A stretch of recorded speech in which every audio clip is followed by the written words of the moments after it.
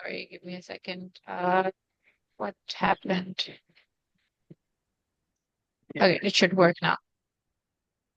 You guys can see my. Yes, perfect. Wait. All right. So thank you so much, Ishi, for giving me this space. As you know, my name is Emma Moise. And I think before I get into, what I do, I want to just get a good idea of, where we are. Can I see the chat? Yes, I can see the chat. Yeah. So before I start, I will tell you who I am and what I do and everything. But I want to first get a little bit of idea, of you guys. So today we're going to talk about designing, green products and sustainability. But before we get into it, I would just like to ask you, and you can use the chat, and what comes to your mind when you think of, eco-friendly products?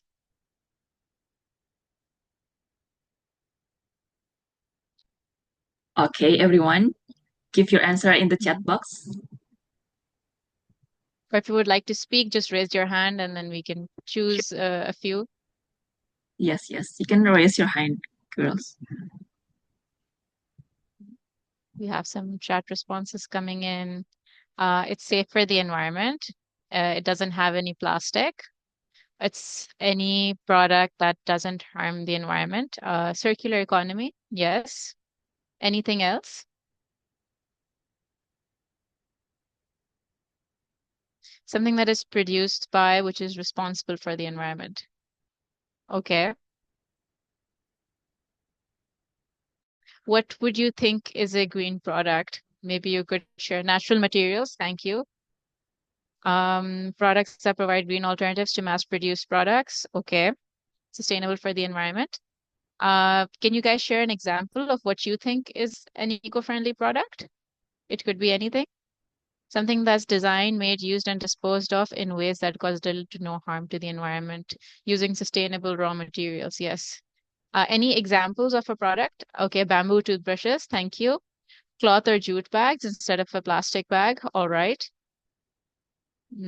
Someone has raised their hand. Isha has. Could we unmute Isha? Yes, yeah, sure. Hmm. Yes. Oh, yeah, Isha. In Pakistan, there is a company who has made eco-friendly pencils. When the life cycle of pencil finishes, it converts into a seed that can be used for plantation. Okay. Okay. That is interesting. It's also interesting because most pencils are generally made from wood, and wood is something that we consider eco-friendly. Banana peels used to make products. Yeah, there are people who are making fiber out of banana peel products or, fabric. Some are making cloth pads, I believe, as well. Okay, so I think we have a good idea. Let's move on to the second question, which is, do you think that we share some examples of products, but do you think that people actually want to buy eco-friendly products? What are your thoughts on that? I'd love to hear.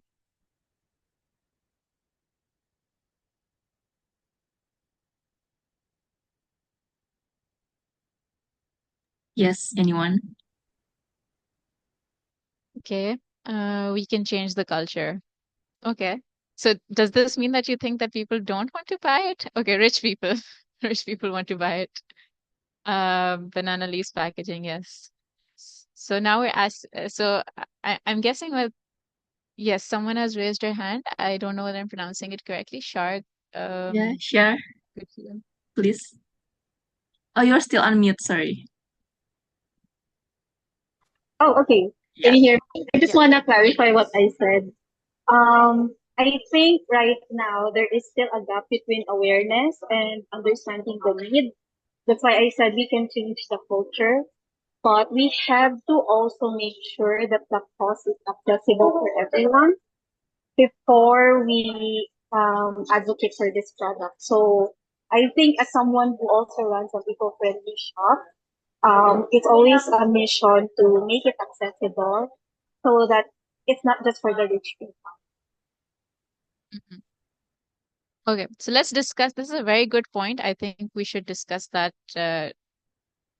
towards the end, and inshallah, like I'll leave some time off, for that. So thank you very much. It was great to hear, your opinions, and I'd love to get more into this.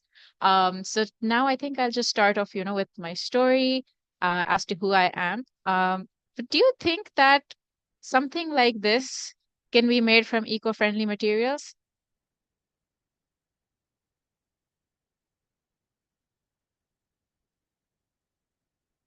Any idea what this is? I mean, I guess some of you might have looked me up, so you might know. Yes. Okay. Yes, it's a clutch bag, and I'll get into it in a bit. All right. So when Ishik invited me to speak on this, I was really excited. And there's a lot that we can talk about in terms of, designing materials, in terms of, selling them and everything. But I thought what would be interesting for you guys is that I share with you my experience and what I've learned about it, because I wanted it to be a bit different from what you would get from a general business webinar or so. And then I'd love to have a discussion with it. So I'll start off with, just sharing more about me as to who I am, how I got started. So my name's Emma Moyes. I'm 30 years old. I actually studied physics, math, and computer science in the Netherlands. At the time, I wanted to be a particle physicist. And then I got into climate technology, but at the same time, because I was at a liberal arts and science college, so I was also studying philosophy. I also studied a little bit of art and design because I had a huge interest in, human rights. And what happened is that after that, I moved from particle physics to climate technology. So the past 8 years, I've worked as an industrial physicist, which means that I worked in the industry designing different products. My focus was working in climate technologies. So any product that could help us combat or mitigate climate challenges. The area that I was working in back then was very high tech. We were working in developing DC motors, which are responsible for or which hold a very important place in the energy transition, from fossil fuel-based vehicles to, electric vehicles. I was also working on systems in precision agriculture, and I worked on a national emergency. I don't know whether some of you might have heard about 5 years ago, we had a locust crisis across the world. So I was working on developing an environmentally friendly solution to eradicate the locust threat in Pakistan. So I have a very interesting experience. And then after that, yes, as you can see, I've worked with, government agencies as well as, different different entities that are working on agricultural issues. But that's the thing. I'm a multi-passionate person. I'm not just a physicist, I'm also a writer. I'm also a science communicator. I'm also an environmental and climate activist. I'm a gardener. I love growing my own vegetables. I make my own compost. I also had a radio show. There's just a lot of things that, I was doing and that I'm still doing. So how the hell did, someone who was in such a intense tech background end up becoming an entrepreneur and also a social entrepreneur in the green space? So that's an interesting story. As you can see, I have a lot of interests. And 5, 6 years ago, my mother and I started leading a low waste lifestyle. Does anyone know what that means to lead a low waste lifestyle? Or what is low waste, zero waste? You can use the chat or you can raise your hand.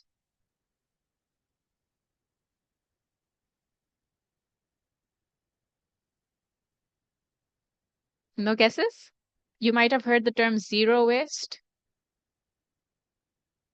Yes. Someone has shared something in the chat. To produce minimal waste. Yeah, that's close. Anyone else? It may mean in terms of circular economy, as we don't use virgin raw materials, but we go for the already available products and then make them into pellets and then make new things from them. Okay, so that is from an industrial point of view. By leading a low waste lifestyle, it means the way I lead my life as an individual. So when I say low waste or zero waste lifestyle, it means that, when I look at my own independent carbon footprint, yes, Durya has written a low waste lifestyle is a way of living that aims to reduce the amount of waste you produce. So basically, before I started a green business, my mother and I, we decided that we were going to reduce the waste that we create ourselves within our home. So we used to take our own bags. We did not use products that came in excessive plastic packaging. We started, quitting things like tea bags, using loose tea in front of this. Just we started analyzing where we used consumed a lot, especially our plastic consumption, and we started getting rid of that. Okay. So our individual footprint then became really less. So that's different. So a lifestyle is very different from, what we're doing at an industry level. And you might see that there are a lot of people, who are working in that space. So in my house, we are 6 people, but our trash is just this much because we compost all our waste. We reduce, the amount of plastic that we have. And that was the thing that fascinated my mother, that she was like, oh, our waste has become so less, and she was really happy about that. But after the pandemic, she started volunteering at certain, well, with the Al Furqan Welfare Organization that ran free of cost schools in certain, vulnerable communities in Karachi. So by vulnerable community, I mean that, they're mostly comprised of people with from lower socioeconomic background, and they have there's certain challenge, they have experienced certain challenges in terms of resources.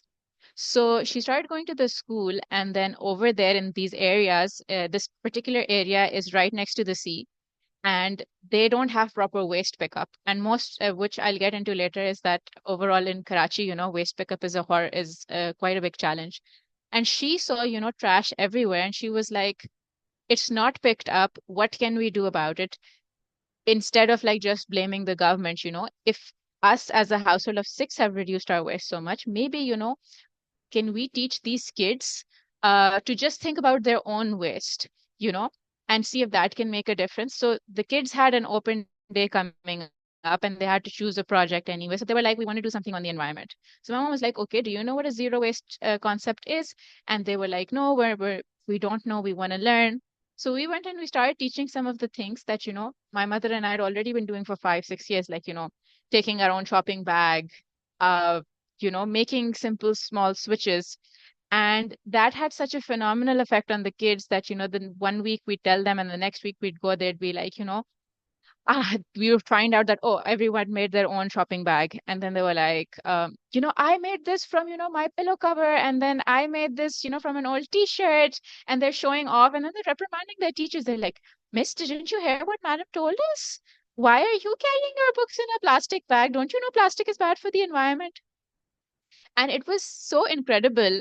We had a simple 5-step method. I think you've heard of these terms before: refuse, reduce, reuse, recycle, and rot. And the kids just went wild with it. They made their own a short video. This is a shop right next to the school. So this is the school gate, and this is where the shop is. And they went and they decided that, you know what, my trash, my responsibility, my neighborhood, my responsibility. So they decided that before going home, they were going to clean up their streets, like the street of their school themselves. And these are fifth grade boys, decided to do that. They set up a dustbin also. Unfortunately, the dustbin got stolen, as a lot of things in Karachi do. So then they put up a shopping bag and then asked everyone to throw litter over there. And they did it right next to, the shop. Then even here you can see this boy is holding his own cloth bag. Then they also set up a recycling station. But a very interesting thing happened, after we did this. Like, we loved the impact that it had with the kids, but we noticed that we thought that in a school the highest amount of waste that you'd have would be like glass, not glass, but plastic bottles or paper, because schools uses a lot of paper. But then we found out that the highest amount of waste was chips and biscuit wrappers. So that was pretty disappointing. Because this is a material that cannot be recycled. It's very complicated. It has multiple layers, in it. And it's just, there's no straightforward way of recycling it. And it's a huge menace to society. Like, when Karachi has floods and urban flooding, one of the major reasons is that, our drains are clogged with plastic. And those drains are generally clogged by, this kind of material.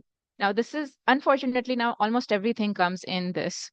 So what happens is that even, your essentials like rice, sugar, flour is now coming in. So we're like, okay, if we can't recycle it, maybe we can, create something else with it. Maybe we can upcycle it. So my mom, she loves, sewing things, and we ended up creating things like this. I think this bag might be very recognizable. You can see, what brand this is made, what brand's wrappers this is made with.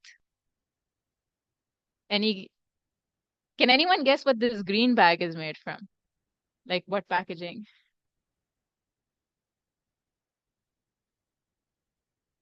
Any guesses? The chat is open.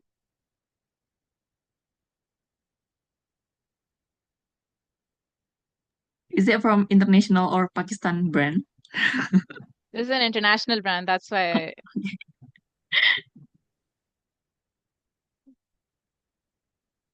Uh, yes, it's an Ariel detergent. You might be familiar with. It's a P&G product. I think Oreo is very recognizable. Uh, the this rusk bag is a Pakistani product, so I wouldn't expect people outside of Pakistan to know. So these were things that we made. Pakistan's flag's colors are like green and white. So when we had like an Independence Day celebration, this was something we made, for that. It was really fun. But then we started trying other things, and we started to get work with the kids. We started making bags like this, with the children. I think I'll show you more pictures of it. And the kids were also so excited about it. These were things that the kids made with. I don't know whether you can recognize what this red packaging is made of, but it is an international brand. It's called. These are Knorr's noodles. I think you guys might be familiar with. So this is essentially like, noodle and ramen packaging. This is the blue stuff is a local brand. So you might not know, but this is rice packaging. So, this was stuff we made with the kids. And then this something really interesting happened. We ended up creating things like this. And then we ended up creating this. This is the clutch bag that's in my hand. It takes about yeah, so we were just blown away by, what we could do. And then we started refining these products further. And this is now our current product line, all made from chips and biscuit wrappers. Yeah, someone even guessed the rice brand in the chat. Yes, it's Poonam rice. See, it's very recognizable.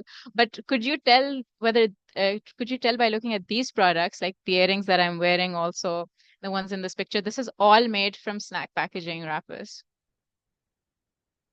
And could you have told that this was made, with that material? Have some comments.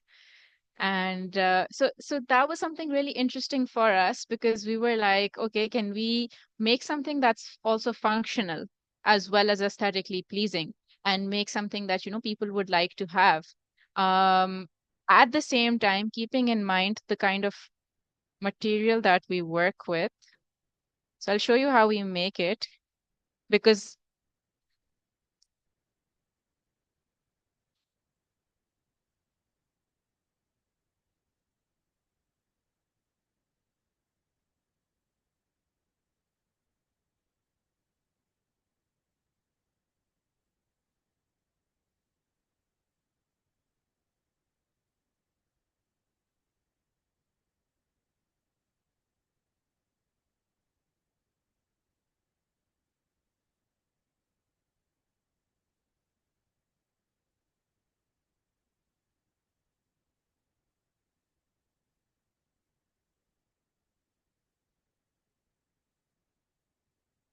so yeah, someone asked in the chat whether this was made with wrappers or whether it was made with tin, but as you can see, it's made from these chips and biscuit wrappers right here. You can also see what material, what, product was used to make what material. These are all functional earrings that, we have. Um, yeah.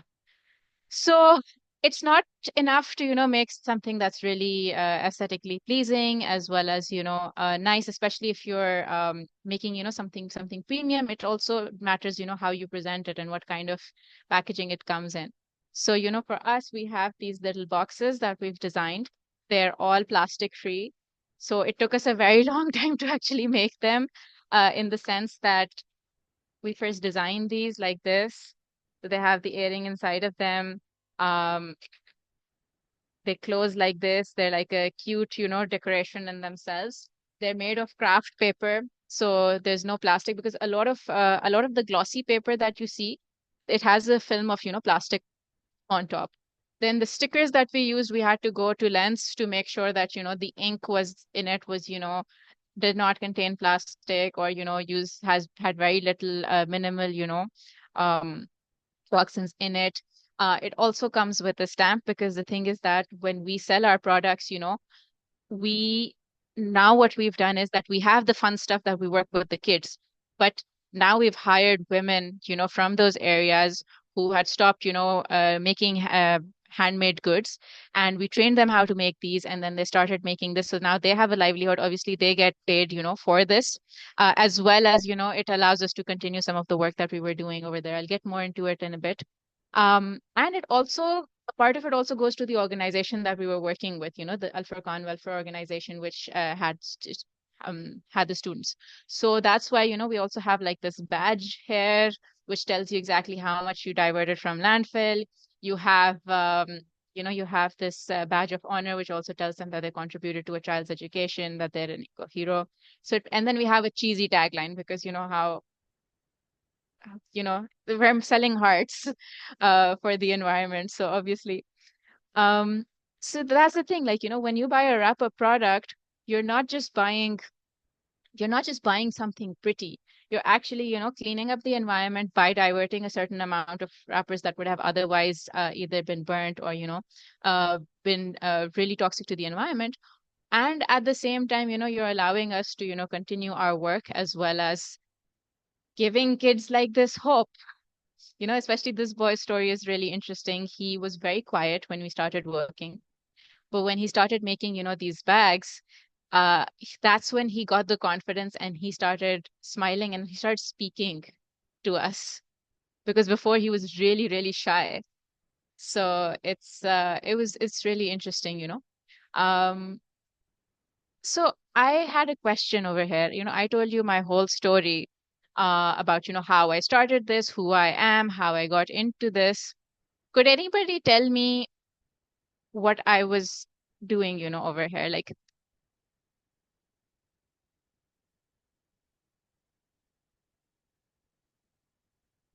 what's to be designed with wrappers, use less biscuits. Yeah, thank you.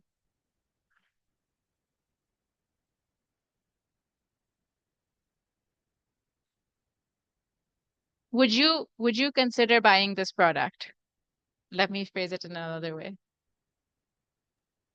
Anyone want to volunteer? Or just type in your questions then?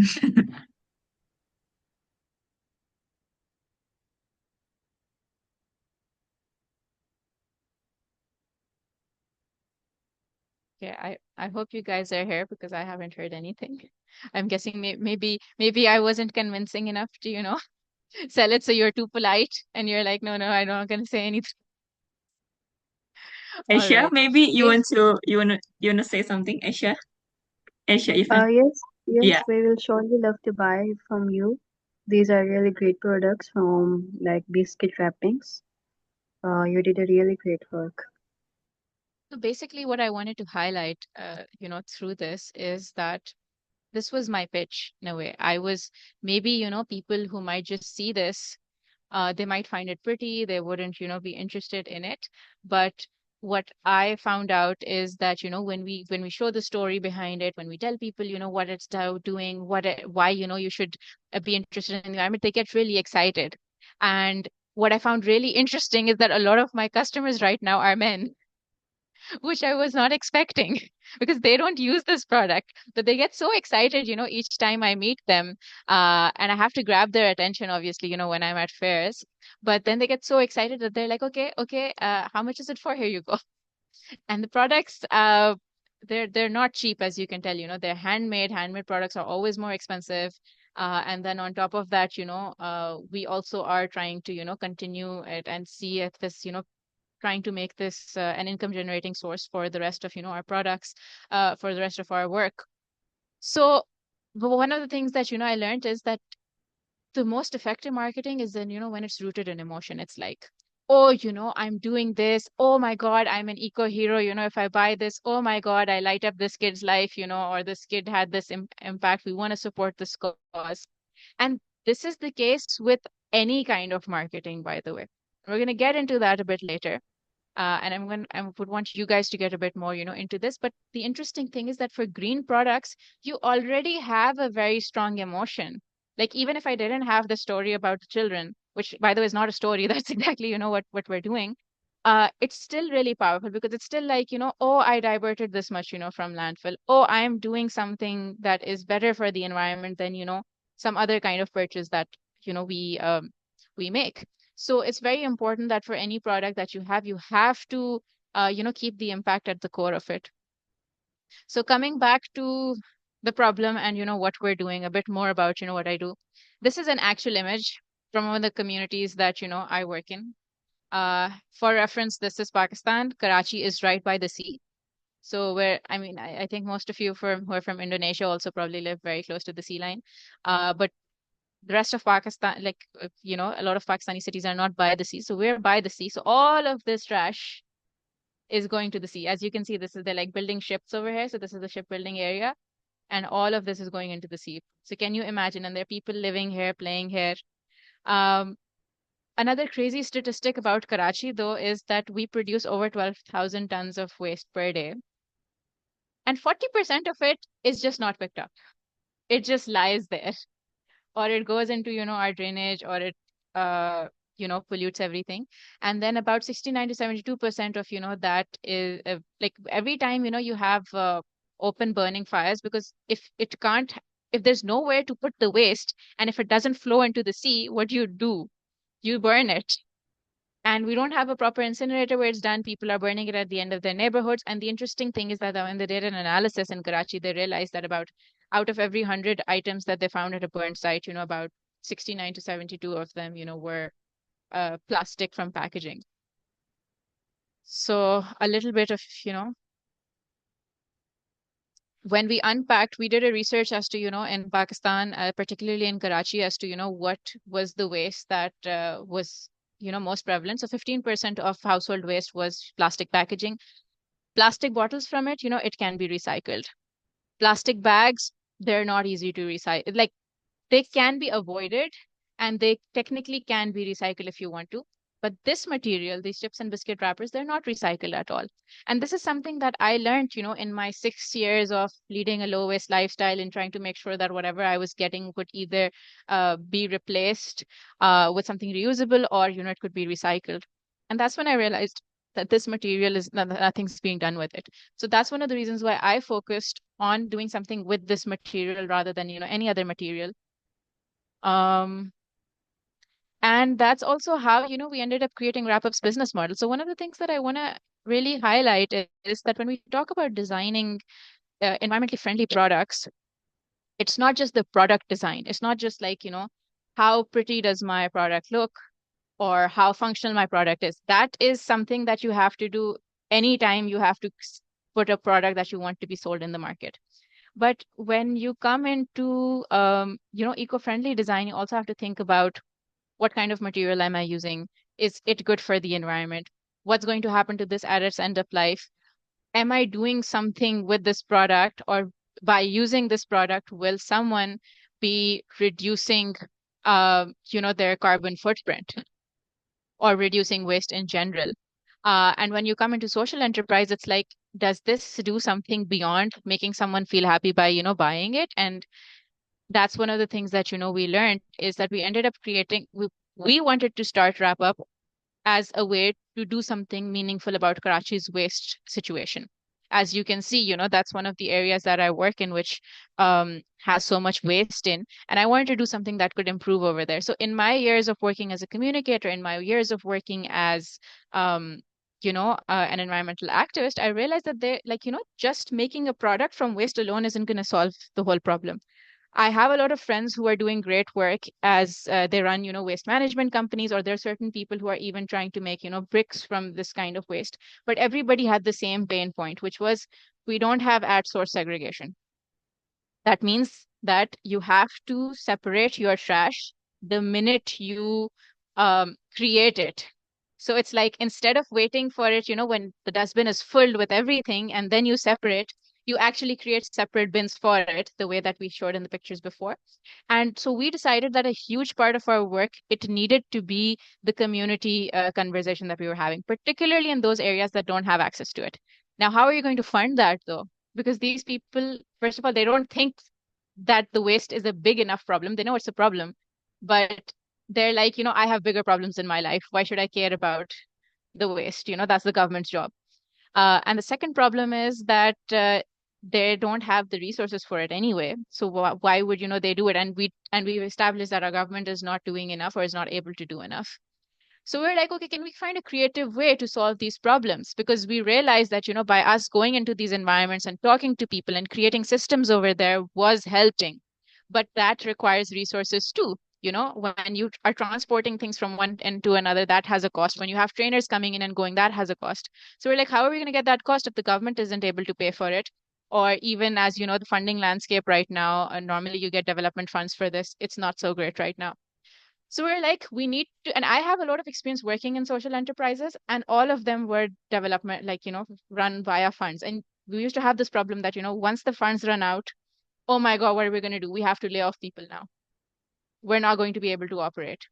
And I was like, I don't want this to happen, with Wrap Up. It needs to be something that can sustain it. Even with the school that, I partner with, every time I meet them, they're like, we have over 3,000 children right now. We have this many expenses. And we're just worried every single, financial year, how we're going to sustain it. We're trying to get donations and people are donating. But when you have a donation or fund or funding based, grant based model, it's just not very sustainable. So I was keeping all of those things in mind: sustainability for the planet, sustainability for the people involved, because that's why we're like we need systems rather than just coming in and giving workshops, and financial sustainability because that's the thing that powers the whole thing. So we ended up creating, this system which I'll explain in a little bit. So we have our education arm where we work with schools and communities and we teach people and we set up systems over there. That allows us to interestingly develop our product line, like our supply chain. Because the thing is, you might think there are a lot of wrappers, but it's difficult to get them in a condition where I can use them. So that was something really important. Like for instance, for this bag, I need at least 150 chips wrappers. And that's not taking into account, my rejection rate or something. So we had that element. And as you can see, this had a great impact on the community members as well. Secondly, we also have our DIY program, which is another way of, engaging the students and really making them feel like, they're doing more for the environment. So, and then after that, obviously we have the business arm where we produce these kind of products and then we sell them at different fairs. And then we have a studio arm. This is our R&D center, but it's a bit more than just that. We don't just develop new products, but we also have conversations, or this is an installation that we made for a conference, which was on sustainable futures. And I'll show you a bit more about it in a bit. And we were trying to highlight the problem of, the waste itself. This is another bag that we made. And part of this is also us having conversations. So we had a panel discussion. We had a seminar called Saaf Suthra Karachi, which means clean Karachi. We had professionals from the waste management side. We also had community leaders, like people who lived in that, like this man actually, lives in the area where we took that picture in Machar Colony. We had NGOs that were working there. And then, we really tried to get to the bottom of it that, what is Karachi's problem with waste. Then we also have another arm where, as you can see, this is one of the gentlemen, who was on our panel. He created a plastic map of Karachi. So he went throughout the city and he mapped what kind of plastic is recycled and what isn't. Now, obviously, this is really hard to understand, right? You have to really get into it. So we were like, can we simplify these things into a way that a layman can understand? So we used simple pictures. simple titles and names, simpler arrows to get a gist of it. And then we visualized this whole chain through our work, which I'll get into it. So we also, yeah, these are some more pictures of this area that we worked in. As you can see, this picture is taken here, and all of this is going into the sea here.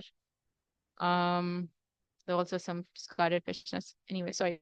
Yeah, so we visualize this with this diagram here as to, first of all, what happens with, the plastic that is even recycled using our own processes. But we also wanted to highlight how recycling is not a perfect system, and it is also a bit part of the problem to inspire people, to inspire other designers to years later, they can think more out of the box solutions, inshallah, that, can solve, this problem. So there's a lot of stuff that we do. Now, the interesting thing though is that all of this work also ends up serving as marketing for my products, because now people see this and they're like, okay, what is this? They go on our website, they see our work, and they're like, I want to support these people. Okay, this is the thing. Next time they want to buy a gift for someone, they're like, okay, maybe, I'll go to them and buy it. Yeah, so coming back to, our diagram, all of our arms, they kind of work together to create and run us. And we wanted it to be a full cycle. So instead of us going outside and then begging people to, asking them or something, for funds, we can eventually run it ourselves. And our sustainability and our impact so far have been, we've diverted over 190 kgs of, post-consumer wrapper waste. We have made sold over 80 products, used more than 10, 20 kg. I have all of the rest of the kg also with me, which is being worked on, and we're creating new products. We've impacted nearly 3,000 children and individuals through our education program, and 30 children have, been empowered with a new skill. So some of them have even started making their own bags and start selling them in their communities to their friends and everything. So that was something really interesting. And just a bit of summary again, we make these kind of products which helps us, sustain our business. And then, we have our educational workshops, then we create systems, and then we empower and bring smiles to children like this. Now, do you have any questions? Should we take some questions right now? What do you think, Isha? Yes, I think that's fine if our participants you want to like something suddenly come to your mind. That's totally fine if you ask here like right now. But if you don't like have Okay, so not yet, yeah. we can push the Q&A to the end. I Yes. wanted to have a breakout session, if that's all right. We Okay. can Mm-hmm. maybe divide them into groups of 3, maybe give them 8 minutes, because Yes. I want them to think a bit more about, everything that I shared, and I want the next bit to be a bit more interactive rather than me just telling stuff. So I have a question for you all. What do you think are some challenges in green innovation? And I tried to keep it a little bit vague because I saw some of your profiles. Some of you have ideas. You may want to be working on your own products. I don't want you just to think, from like my product lens, but I want you guys to kind of think as to, what kind of challenges do you envision? And then I would love to have a discussion on it while sharing with our challenges. So what do you guys think?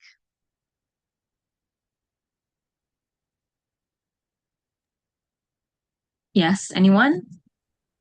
Okay, Megan, please. Yeah, hello. Yes. I just Yeah. wanted to share that I think that one of the most pressing challenge that in green innovation is people's acceptance, on the people's behalf, and finances, because people are not ready to Okay. like invest in our products. So, Okay. So Nagin, I was asking, how do you guys think of going into a breakout room? Let's have this discussion after you come out from a breakout room. So I oh, think, okay, sure, sure. yeah. That's the wonderful idea. So, Isha, you have more experience with this. I don't know what size group would be better, whether it should be groups of 3 or 5 Yeah. or 4. Okay. Yeah. Perfect. Yeah, I already create the breakout room. So I think Okay. as we are 30, 28 maybe. Yes. Maybe one breakout room for 5 people, around 5 people. So I will I just hope assign everybody speaks in it. Okay, yeah, okay. Yeah. Maybe yeah, I can assign each of you guys to breakout room. Okay, so like Mm. uh Yeah. so they can have discussion there, right? Yeah. So discuss this question, Mhm. and then we're gonna discuss as a group. Um, Everyone should have some answers as a group to share, and then if we are still left with more, then you can also individually share them. But I want this to be a group discussion before we have it together, Yes, okay. right? Yeah, okay. So if any of you have already received the invitations to the group, please join because I'm going to start.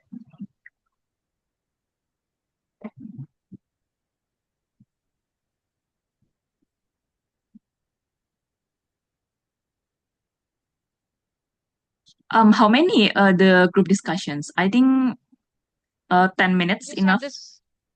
Yeah, I was thinking 8 minutes, so then Yeah, okay. eight Yeah. to 10 minutes. Yeah. Mhm.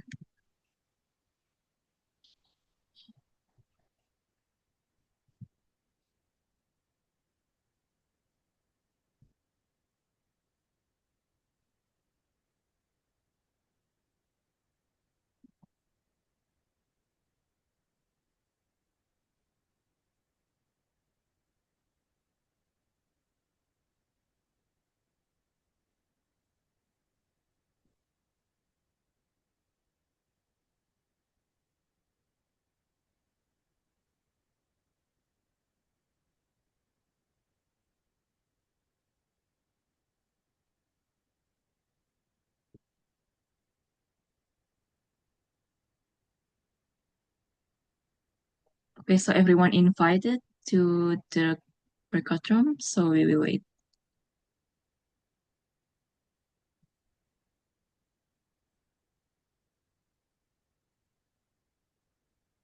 So everyone, if you already received, I think generally you guys already received the invitation. So please do.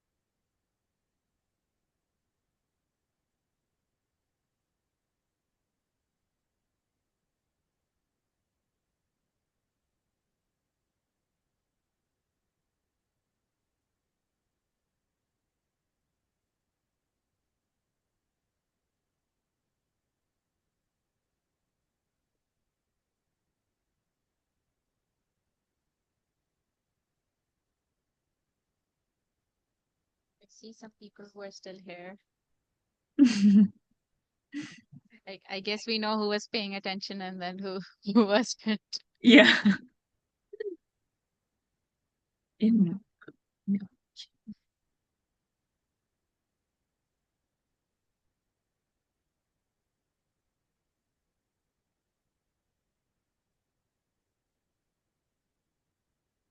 is that all fine, all good for the electricity, the shutdown, Aima?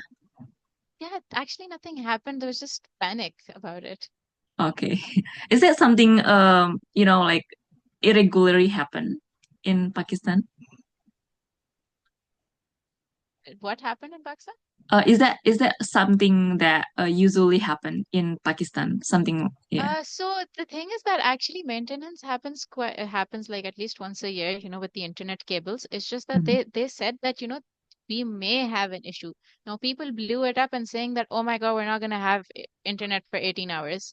And then there were actually like news reports from like not official sources, which are also like, oh my God, no internet for like 18 hours. And then I then verified and checked, and they just said that it may be disrupted sometime in during these 18 hours Oh, because I of the see. maintenance.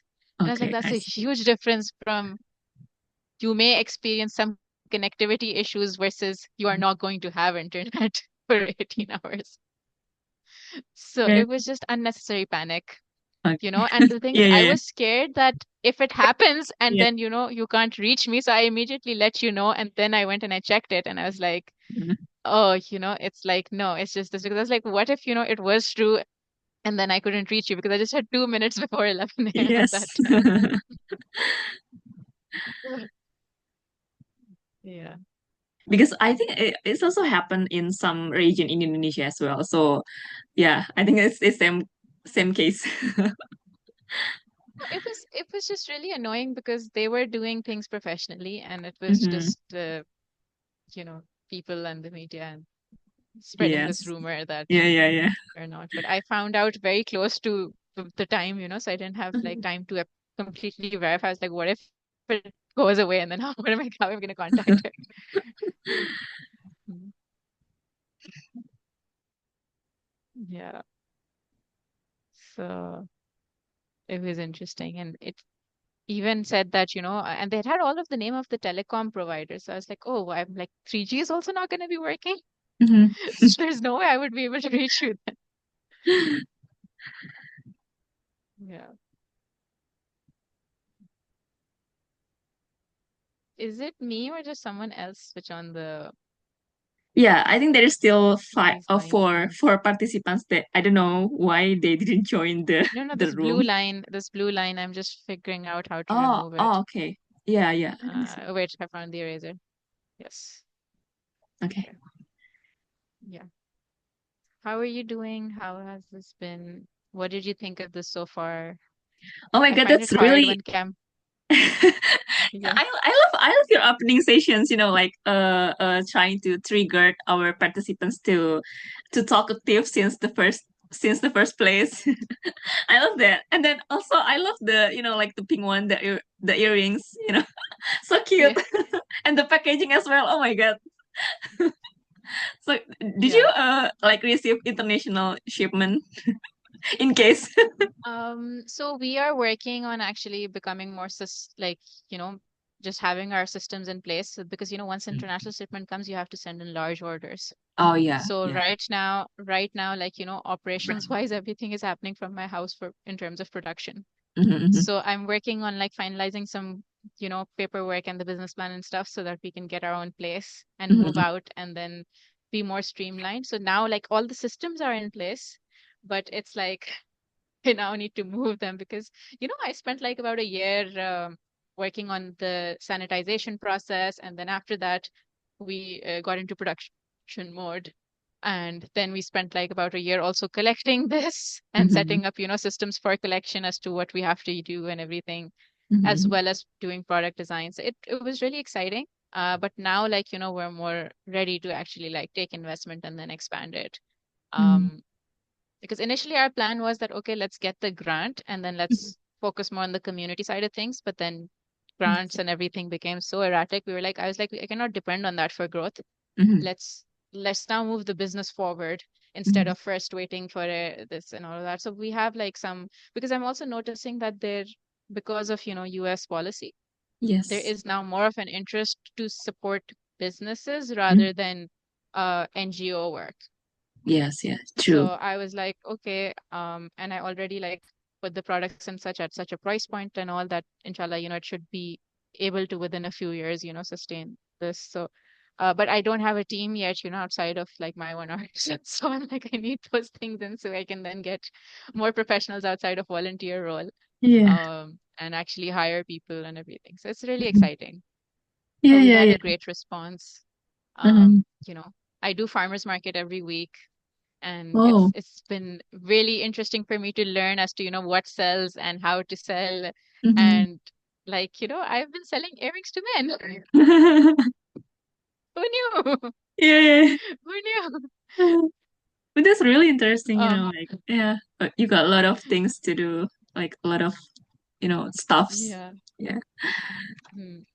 But it's yeah, design wise and everything, like we only got into this because a lot of designers and artists were like, listen, this is great, Mhm. when are you selling this? I want to own it. Yeah, yeah. And I was like, oh, really? And then when I did a few more pop-ups, there were like a few there were a few premium markets in Karachi that literally gave me their stall, like their space for free. And Mhm. that's when I realized that, oh, people want to buy it and everything because, we have the story with the kids behind it. And especially the stuff that the kids make, it sells out quite fast, but we don't take a commission from that Mhm. because, child labor and everything. It's something we just do for fun. And then whatever is earned, it goes to the organization. Mhm. So that's not our bread and butter, because it's supposed to be like Yeah. yeah, that's the thing, we're trying to be as ethical as possible and everything. Mhm. And just with children, it's fun. Then with adult women, we train them to become, our artisans and then fulfill Mhm. orders and everything. I mean, children deserve to have a childhood, so we're not gonna extort anything from them. Yeah, Um, yeah. so yeah, so I think we should probably be Yeah. setting a timer on and then bringing them back in. Okay. Yeah, I think I'm Um, going to how like many? I think it's enough, right? Because I already Yeah, like yeah, announced for 10 minutes to discuss. Okay. So I'm going to yeah. close all room. So they are going to How many groups did we have? We didn't give um them names, right? six. Yeah. Actually we have Okay, like six group. But I okay. don't So we're but I'm not sure because some of participants stay here. I don't know why. Like okay. not really active yet. So there should be at least 5 rooms, so we can be like room one, room two, room three, room Yes, four. yes. Why Yeah. don't you share what you learned? Yeah.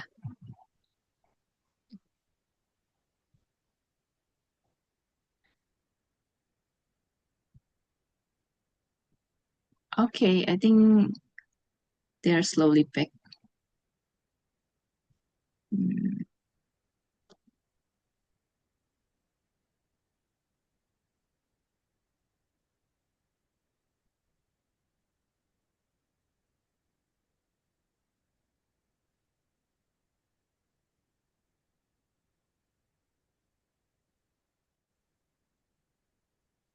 Yeah, I think okay.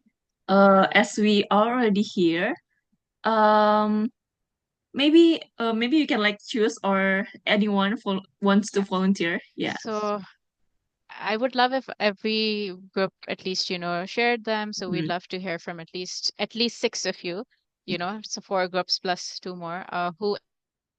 And I would love it if you could raise your hand and then we can unmute and talk about this. So Yes. yeah, who's going first? Yeah. Everyone's wants to. Okay, we have Momal here. Yes. Which group are you?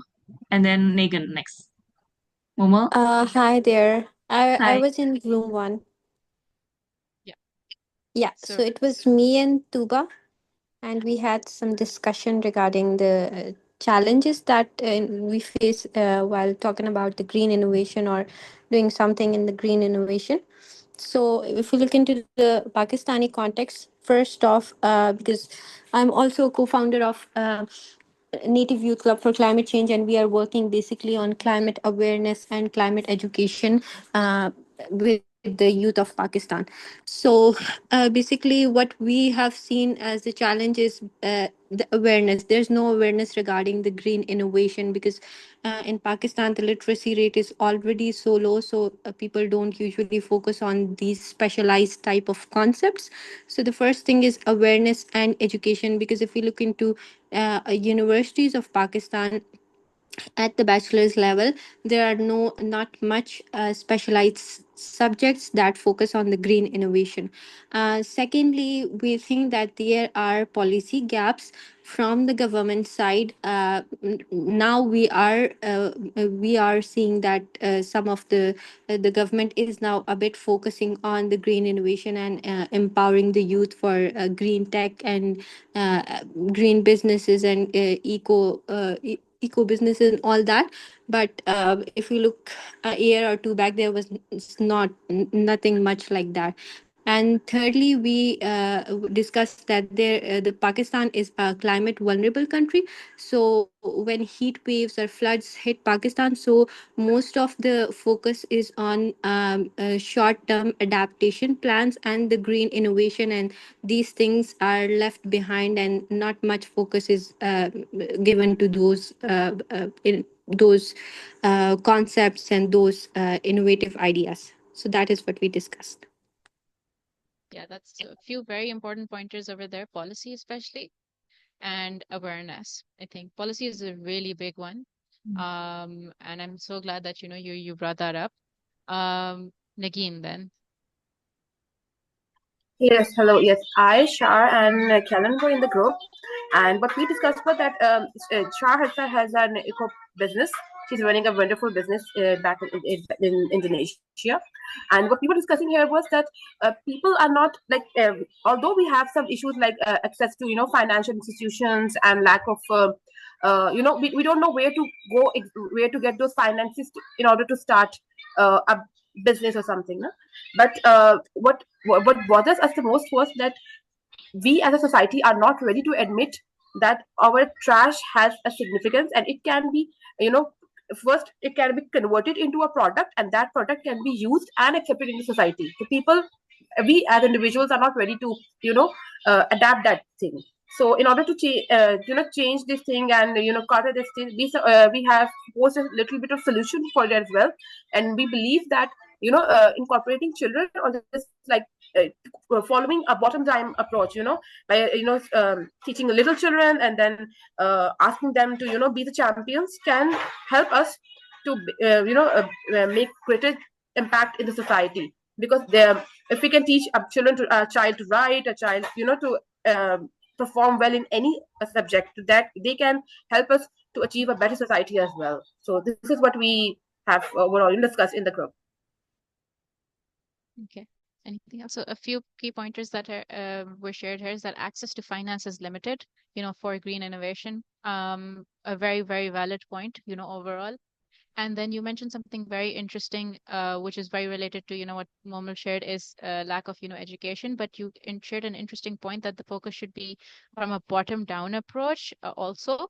And over there, working with children is really, really valuable. And that's also something that I realized, after my years of science communication, that children are a huge part of, this solution. Also, they already go to an organized structure, which is the school system. So for us, like, schools are like a huge partner in our education work. Yes, So definitely. that, yeah, Yes, very I would interesting like to share. insights. Yes, Hmm. I just like to add one thing, that I have like applied this thing. I want to take it on a broader scale as well. But what I do is, at my own home, I have started teaching recycling to my 4 years old son. And what he does is that now he knows that, okay, this has to be recycled, this has to be put in a separate bin, this has to be segregated. So these are the basic concepts that he's adapting. So if he, as a 4 years old, can do that, I think we can do that for other children as well. So this is something that I have. It's like a prototype, but I hope that one day I will be able to do that on a larger scale as well. Yeah, no, I have actually a really interesting story related to this, which I'll show you with the product. When we took this product, which I've shared with you before, um, this product. Sorry, we had to go back so much. This bag, when we took it to our first fair, we met this little boy, who came to my mother and was like, why did you make this? And my mom just told him a little bit about, recycling, and that's because this was his favorite cookie. And so she was like, why are you doing this? And my mom was like, we're doing it for you, so you have like a better environment to, grow up in. But then we met his mother 10 days later. Sorry, can you hear me? Okay, Yeah, yeah, we so can hear you. we met his mother 10 years later, 10 days later, and she said that, she was really annoyed. She went to his room and she found that, in this box, he had all of these cookie wrappers. And she was like, why aren't they in the dustbin? And he's like, no, no, no, Mama, I'm collecting them for Auntie because Auntie is doing this for us to save like the environment for us. So I'm collecting them for her. And then so we just had like a few minutes interaction with him. And then he also found out that, we had to open the wrappers properly for us to be able to make this kind of bag. So then he went and he taught his little sister how to open the wrappers properly so that, he could send them to Auntie properly. And she wasn't allowed to use the scissors he had. So then they went and they got safety scissors and everything. And we were just blown away as to how, like, a few minute interaction could change that. So I thought that was really interesting. Yes, Um, indeed. Yeah, children are amazing. yeah. So anyone else who wants to share because we just heard from two groups, Yes, or anyone? even Yeah. or even if you were in a group that shared already and you have another point, feel free to raise your hand. Yes. Anyone? Either they are shy or not confident.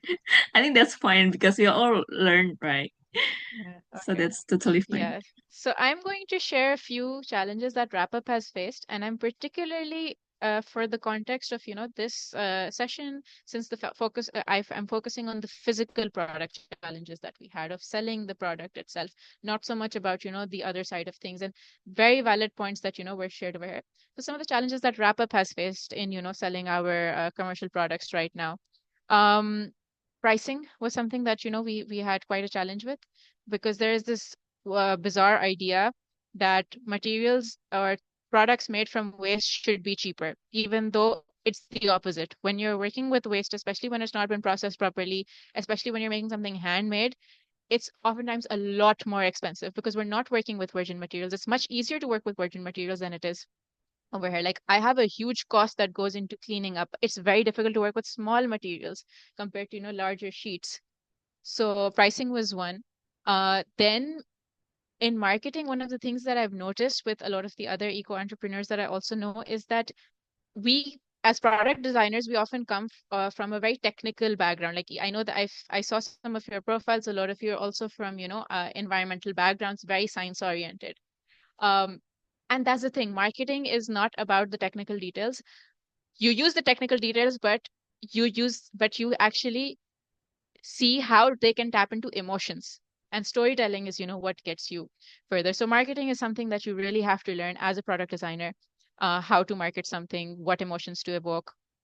Education, this ties in some with very well with some of the things that you shared. By education, I mean there is a lack of awareness. So anytime you have a product that is going to be impacting people, you need to first educate your customers as to, why that is relevant and why that is necessary. Um, and then for us, supply chain is also quite challenging. Anytime anyone who's working with waste, they will tell you that supply chain is something really, really hard to tap in. Like you may think that, oh, you might have these brilliant statistics that, oh my God, this many 100 tons of waste are produced and this and that. But how do you actually get access to it in a way that you can use it? So most waste management companies also, if they want to be financially sustainable, what they do is they have to get industrial partners on board because that's where the money is. It's too expensive working with households. And then for us, because we're working with post-consumer wrapper waste, it's very difficult to then, have that system. But by combining it with our awareness aspect, we were able to create a supply chain. It's like 100 times more challenging than just having a vendor. But this is what we wanted to do. We wanted to make this impact. So we found an innovative solution and it did prove to work. Well, um, packaging was also a struggle. I think I shared with you before. This is made from paper. We wanted to make it with the material and we wanted to design it in a way that people actually keep it, that it's not tossed into the dustbin right away because our product is all about, thinking about something. So then we were like, even if it is tossed away, is it biodegradable? Finding a sticker vendor, like my box guy thought I was crazy when I went to him. He's also the one I got my business cards printed from. He's like, ma'am, everybody wants them with the glossy paper. Why do you want it in this? This is more expensive. And it's like, yes, I know. But, I had a huge issue with our shipping company because they're like, no, we have to put them in a plastic flyer. I was like, listen, my entire product and my brand is about getting rid of unnecessary plastic. I cannot create more plastic for this, you know. So we then found it. It took us a while, but we found a compromise with some difficulty where, I was like, I'm gonna have these boxes and this is how we're gonna do it. And yeah. So R&D is also very resource intensive, like the research and design that goes into it, because like it's not really done before. It's very different compared to, like, for instance, any other brand that's designing jewelry. They don't have the kind of challenges that we have. Any other uh, bag manufacturer or something, we are still understanding our material. Our material is also so different. Every biscuit manufacturer has a different level of thickness and shine and all of those things. So it makes it very complicated. Also, then quality control is has a similar challenge because when you're working with waste, essentially you are an artist and every piece is unique, but you still have certain standards that you have to apply on. So for me, what really helped is that I have a very heavy manufacturing background. And especially the company that I was in, we were making specialized parts. So I brought that here and it takes, but because it's so time consuming, all of that needed to be factored into, our cost, as well as, creating systems to streamline this. But you cannot compromise on quality, because if you have inconsistent products, and it's going to be hard. Then another very important thing, that innovation is not just in the product design in itself. It is in how you market it, it is in how you source it, like in our case, and also in, your production systems. So these were some of the challenges that we faced, and a few final tips before we go to our second. That is that I'm not going to go too much into logo and branding, because that's something that every other business seminar also does have, but it's very, very important. Like, do not skimp off on it, especially if you have a premium product, or especially if you have a product that is novel, a product that is new, a product that requires some education. Like, it needs to be cool. All right. If it's not cool to have it, even if it's something really cheap, people are not going to have it. Like, pricing is not the only issue. It's like anytime you're bringing a new eco product, it's new. Nobody's going to get it if they're not getting some value out of it, you know, aside from value for money also. So, and then one of the things that we learned is that our biggest budget, and the biggest budget for a lot of businesses, actually is marketing. And more so for eco businesses, because you also have the education part. You can find novel ways to do it, but you cannot expect that, oh, I made this great product. And this is the problem that we're having right now. We have the technology for a lot of things. We have great products in the eco space, but nobody knows about them, because there is some disconnect between the product as well as, the people, or between the product and a solution and a policymaker. Climate change is entirely a communications issue that we are having. Like, not entirely, because a lot of it is because of capitalistic greed and everything, but a major issue is that all of the people in charge, who are like fossil fuel magnates and everyone, they're great at marketing and communications and buying up everything, and we have not been able to communicate the scale of the problem to make people uh, change their lifestyles or demand better from the government. So yeah, so and then a strong emotional story will make your product a more comparing purchase, compared to anything. And this is also something, by the way, for selling any kind of product. We're going to get into this. Get on board professionals even after you develop a great product, because like I said, you need to figure out, sales, marketing, all of those sort of things. So even if you have a different skill set, even if you don't belong to the environmental sector, even if you're like, I have a business degree or something, you can use that in the eco space. And we need people like you to be bringing in innovative marketing strategies, for innovative products. It's a combination of all those skills. And lastly, do not compromise on your morals. So now we're going to talk about this topic that everybody knows of. I think I heard it before. Greenwashing. There's a lot of this happening in the eco friendly product space, Anything that you can, like, because these words, they don't really mean anything necessarily. Like, you can put that on everything. I was so shocked. Like, there are these boxes from this bakery that I get, which have fried goods in them.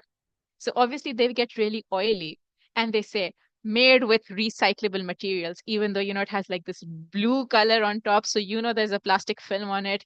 I can rip that plastic film on top of it and everything, and it's like recyclable. I'm like, no, nobody's going to recycle it because of this plastic film and because it's oily. All natural. Um, that doesn't mean anything. Someone said poison is also all natural, like snake venom is poison. It's also all natural. That doesn't mean it's good for you or anything. Um, Degradable, cruelty free, conscious, just slapping it on. So it's I don't want to spend too much time, on this, but I think we all know, what can constitute as greenwashing. As have some examples. We had these, I don't know, so does anybody understand, does anybody recognize the symbol D2W? Anyone? This was on a lot of plastic bags, and there was this idea that if it is an oxo biodegradable bag or a D2W bag, it will biodegrade. Now, the problem is it didn't biodegrade, it just degraded into small bits of microplastics much faster than regular plastic. So it ended up being a bigger nuisance to the environment. But it was so popular. The UAE was like, we're only going to have D2W bags and everything, and everybody jumped on it because it looked like an easy solution. It was just greenwashing. A lot of plastic recycling is greenwashing. You have these people, who are like, oh, our shoes and then our clothes that we make, they're great because you know what? We made them with this many plastic bottles. Well, plastic bottle or PET bottles have the highest rate of recycling in terms of plastic recycled, because PET is a very high value plastic, and most polyester, which by the way, polyester is the material that your gym clothes are made of, that most Western clothes are now being made of because it's such a cheap material. Most polyester now is made from recycled bottles because we produce so much plastic. At the same time, what happens to that dress when you stop wearing it? Most of it ends up in landfill. We have the example of all of this is fast fashion. So don't fall for it. Actually, what we need is clothes made from natural materials, unless you're getting something like gym wear or swimwear, and things that can last longer, that we don't toss away much. So these are like a few examples of this. I wanted to cover one thing in another breakout room if possible. This is one of the last things we have. Do you think we have time for another breakout room? This would be the Um, last. Actually, we just have like 10, 12, not 20 minutes. Okay. Yeah. This is the last exercise. Could we do it in 5 minutes? Yeah, yeah, sure. And then have a discussion. Mm-hmm. So if we start right now, then maybe we can finish that by 8:25. Yeah. Could you Yes. divide everyone in? Yes, okay. Okay, Mm. wait. So I want you to pay attention to any product that you purchase. You can also do this at home later on, but I want you guys to just think of an example with your group right now. Any product that you purchase, especially something that you don't need, you can look around your room if there's something after you watched a commercial or an ad or something on social media. What compelled you to buy it, and did it have a story? What emotion did it evoke in you? And just look at the packaging, just look at, what it is, and just I just want you guys to spend 2 or 3 minutes, reflecting on this and sharing it in a group. Okay. Yes, I think actually, so everyone, you can join like the similar room, the similar groups actually, because the breakout room doesn't allow me to change anyone. So yeah, do you guys receive the invitations to join to breakout rooms? I did join a breakout room, but I have been removed from it. Oh yeah, yeah, okay. Uh, try again. It's supposed to be okay now. Yeah, everyone, you can join. Oh, can. Wait a minute. Okay, okay. Now should be should be sent to you.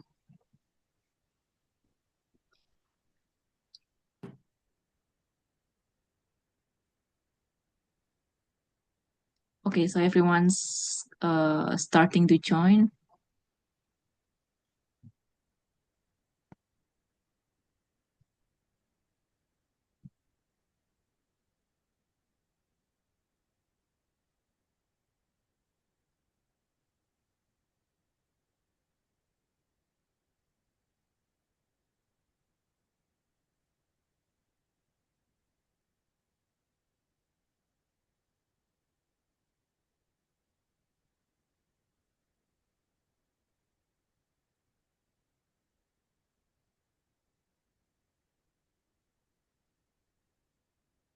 Okay. Sure, I don't know whether anyone else is joining the breakout room, so we'll just cap that at in like 3 minutes, at like Okay, okay. 8:25, because I yeah, I don't know whether. Okay, now people are joining. Yeah, yeah, yeah. People start joining.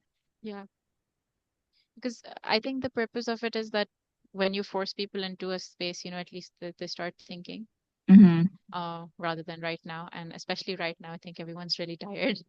Yes. So we Mm. uh, we want them just to think a little bit together. That makes it easier, and then they can reflect more on it after the session.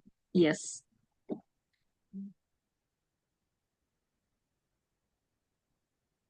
And it doesn't matter if nobody has any examples because I did come with one example, and the idea is that they think about it. But if they want to discuss some more right now, then it's Yeah. Okay. Not further.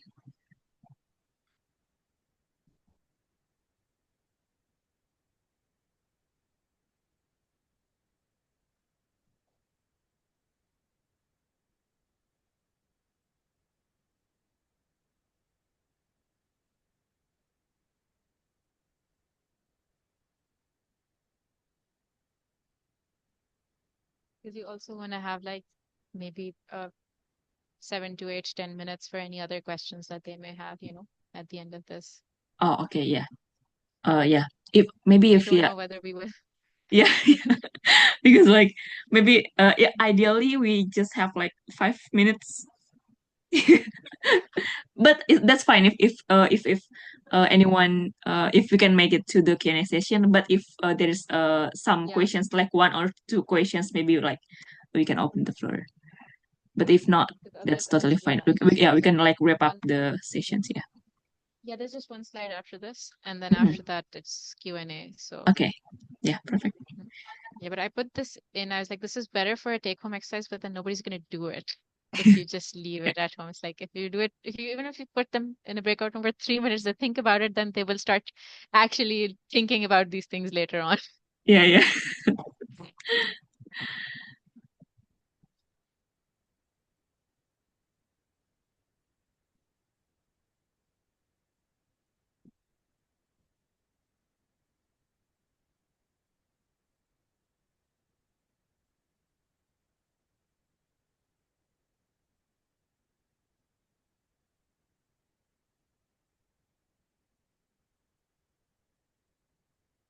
Okay. I think it's enough, right? I can close the rooms. Or do you want to wait for another minute?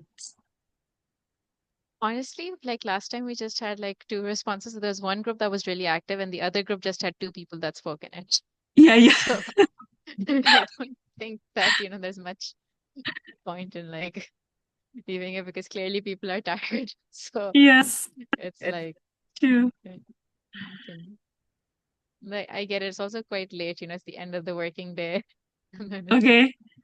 everyone's sleepy, I guess. Okay. I think it's enough, right? I think Yeah, I it's will enough close time. the room. We've had like 3, 4 minutes.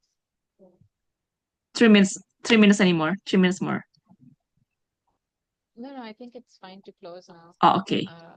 We'll just have it more for discussion here because I also Okay. have like one case study that I Okay. want to share like one slide Mhm. and then we move to Q&A. So it's just like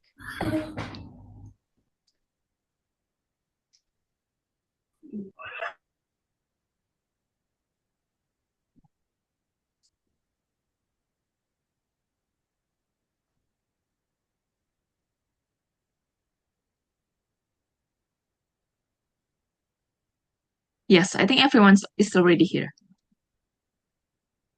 so who wants to go first? Does anyone want to share Any thoughts? Any discussions? Yeah. any Anyone? anything from the discussion? Hi, I can share. I'm sorry I can't open my cam. I'm in transit, but I'm gonna share a bag that has always fascinated me here in the Philippines because the story is beautiful. It's a social enterprise and they use rattan materials. So it's a little bit pricey, but if you think about purchasing a luxury brand or a luxury bag on internationally, then the price is really already steep if you compare that, but the Exactly. quality is beautiful, right? And they're supporting women livelihood program because a green business doesn't just have to be like eco-friendly, zero waste, but it has to you have to think systematically as well. So this one is really a good Exactly. bus business that shows the intersectionality of things. Like you support women, you create amazing products, and it's sustainable overall, even the business itself. So I'm hoping to be able to purchase this by December. How much does it cost? I just opened it. Like, does in dollars? Yes. Oh, so in dollars, I think it's $140, but um I'm someone who doesn't spend Mm-hmm. so much. So that's also something that Yeah. I need to myself this December. Mm-hmm. Yeah. No, see, that's a very interesting point. Like, things like Gucci and these other top brands, they have purses easily like smaller than that for like $2,000. And they don't do anything for the environment. They're actually part of the problem. They are using materials that aren't sustainable. And also, I think with eco consciousness, one thing is that we buy less, but what we buy is meaningful. So that's also a key shift that, we need to be making because there's a huge cost that cheap things have, to our planet. So that's interesting.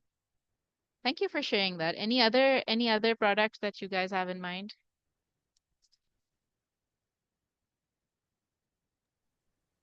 Thank you, Share. Anyone?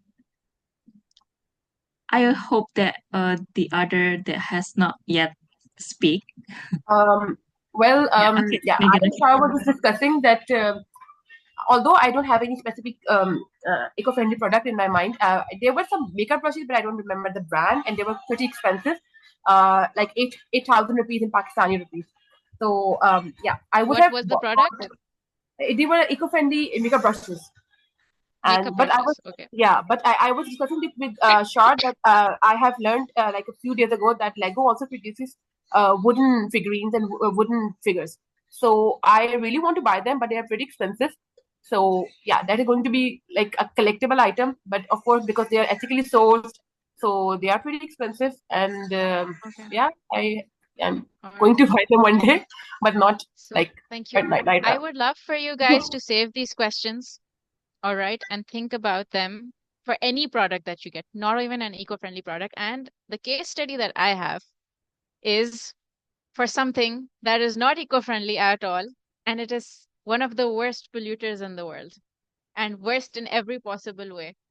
And all of us are familiar with it.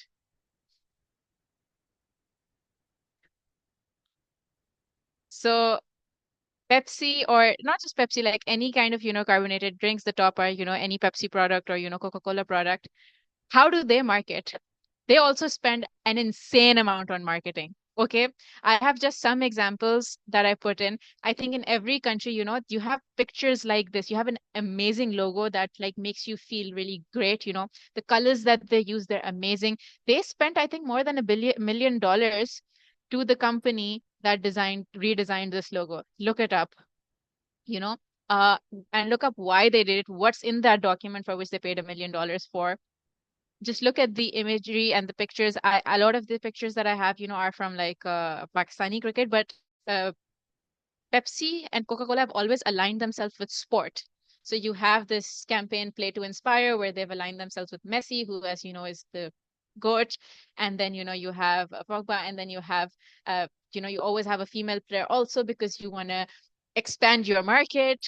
Just really think about how brands like Pepsi market. What kind of emotions are there? Aside from this, just look at this. This is a current campaign that they have. It's called Why Not Meri Jaan? Why Not My Dearest? They use a mixture of English and Urdu typography. All right. They use words that are endearing for us in Urdu.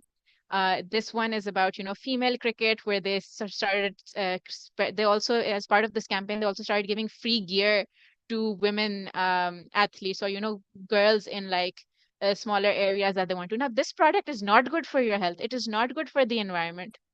It is not good for anything except for the stakeholders that make money off of it. But they have like tapped into ways. And that's the thing. Eco-friendly products or products that are not bad for you, the products that are better for the environment, we need marketing like these guys. So these are great case studies to, learn from. It's a completely useless thing. There is no use for it, but they essentially created a need and created a desire by, having deals that, oh, buy one, get one free. Oh my God, there's no pizza without Pepsi. Oh my God, I cannot, like in our local food, they did that. Yes. Again, you have a question? I love this case study because you're absolutely right. They put in an immense amount of, finances into, making us believe that we need this thing. But again, that's the same question, that how are we going to actually get that finance for a particular eco-friendly product? Because people, yeah, What these do you things, mean? Get what for an eco-friendly product? the finances. I mean, the marketing team is, going to need money and everything for that. Yeah, So so that's you put that in your business plan. You put that in your business plan. You so budget that for would it. be necessary. You make a Yeah, that's case. You make a case, and every good marketer and business person will tell you that, half the game is marketing. And yeah, that's the that's a thing. Eco-friendly that's a products need the same. Yeah, that's the most tricky So, part, because see, usually the mm, eco-producers, the environmentalists, environmental scientists are told that they have to be good in sciences, but they're not told how to be, no. good in marketing and everything. This is Climate something change that, is a communication issue. Climate yeah, crises, especially right now, the lack of policy implementation, a lot of it has to do with communications. Focus on your communications. If you are not from a business background or a communications background, take courses in it, or do or read books or do programs that can make you a better communicator. Okay. So much of this is communications. All of this communication, like this is absolutely useless, horrible for you product. Okay, but they have transformed it. The emotions surrounding Pepsi are always like exciting. They're like, yes, sports, yes, this, yes, that, women empowerment, this, whatever. It causes diabetes. It is not healthy at all, but they've aligned themselves with something really healthy, which is playing sport. Like, how does that, even? So that's the thing. Like, when we design our business plans or everything, you have to take into consideration that.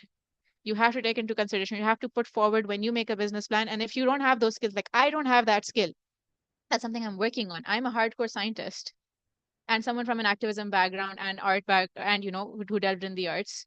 So I'm learning all of this because that is the key driver for anything, whether you're wanting to sell expensive products or whether you want to sell cheap products. You know, you spend on marketing, and that's how, like, the big FMGCs make it. So look into that. This is not yeah. This was my last slide. This is me. If you have any more questions, Isha, if you have time, I'd love to take them. This is how you can contact me. This is how you can contact us at Wrap Up and follow our work. For those of you who want to connect, please feel free to drop me a message on LinkedIn so I know it's you and where we met. Um, you know, and I'd love to connect with you. And if you have any questions right now, as long as we have time, Isha, Yeah, you yeah. can. Okay. Thank you so much, Aima. That's really insightful today. Like a lot of stories, And yeah, the time is up, but if you have one or two questions, I still appreciate you guys. If you have one, because yeah, we open for the Q&A sessions. Yeah, anyone? I will wait. But if not, maybe we can just like wrap up the sessions and then closing, because yeah, I think it's already quite night in Indonesia actually.